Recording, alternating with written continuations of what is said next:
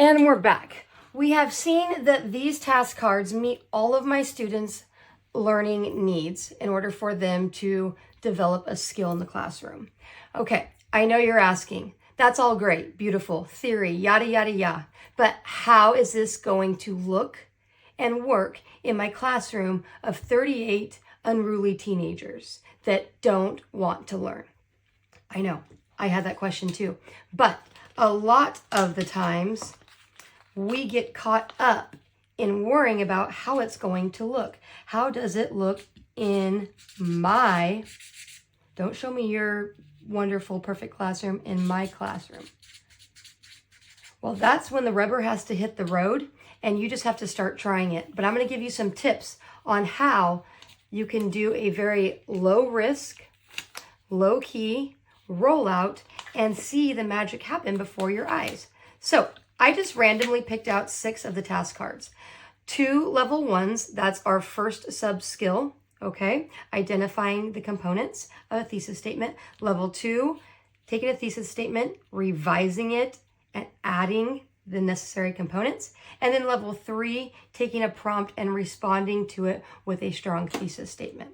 Okay, teachers have done it for years. I have colleagues that did this. They got caught up in, how do I get the right student the right level of task card? This all seems like too much. Let it be. Remember, our kiddos need feedback. They need engagement, aka interaction, conversation, collaboration, okay? And they need all 3 levels. Differentiation. Boom. That's what we need. Okay? We've got our 3 levels. I don't really care what student gets what level. It's building that confidence if it's too easy, that muscle memory. So we're not going to worry about the little things. Here we go. Step 1. You are going to split students into 6 groups. You're the teacher, you do it how you know best.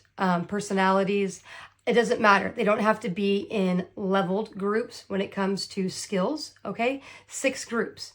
You're going to take 1 task card like this. Now in my resource, each task card comes on its own 8.5 by 11 as an option. I would print those for this, okay?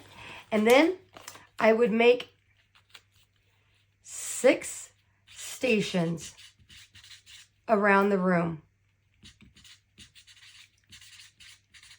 Stations don't have to be fancy. We don't need supplies. We don't need snacks. We're going to take one of these task cards. We're going to tape it to a wall, and that's going to be station number 1. You can even write station 1 on the task card. So when you start naming off your kiddos, go find station 1. Great.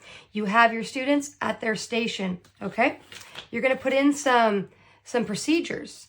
That's essential, right? Routines, okay? So you're going to have 1 person read, maybe the directions. And this is something that I can help you with. I have some best practices for running task card activities. Read. We're going to give everybody time to think. We're going to give everybody time to write. Okay, now my students would be walking around with one of the response sheets that come with this resource where they can just jot down ideas because this will be taped on the wall. Okay, so read, think, write, and then we have norms for this too. Discuss. And this discussion, you can't be scared of it. You have to let go of control. You have to trust that those 6 kids over in the corner in 9th grade are really working together to fill the gaps in their learning, because they will. Now, are they going to laugh? Sure. They could get in an argument about cats and dogs, which one is better, okay? But that's part of the engagement and the learning process. So I would then, after we have gone through those 4 steps of collaboration, I would give them more time to revise their own personal response wherever they're putting that. And then we are going to rotate. Now, again, I didn't care what level they started at. It was random. But now they're going to get to a different level, okay? And maybe the higher kids or the better performing students with this skill, maybe now they get to a level 1 and they see that their friend, this is their chance to shine. So maybe that student gets to speak first. Students are amazing when they collaborate with each other and we learn to just take our hands off because they actually give each other exactly what they need. Feedback, encouragement, challenges, just socialization. So we're going to rotate, repeat the process, and we're going to do that 6 times. Again, muscle memory. Even if a high student that has already mastered this skill is at a level 1 on the 6th rotation, they're there for a reason. They can support their classmates. When we're done with that, we're all going to take a seat. Each rotation should have taken about, however you run it, 6 to 8 minutes.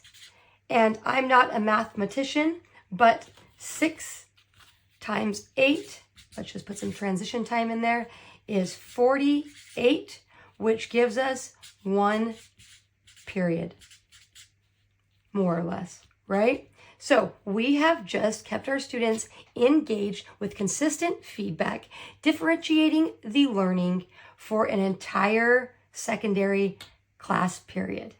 Now, how many days can you say that you ran an activity that did all of those things and did them well? I know before task cards, I would say not very often. Hope this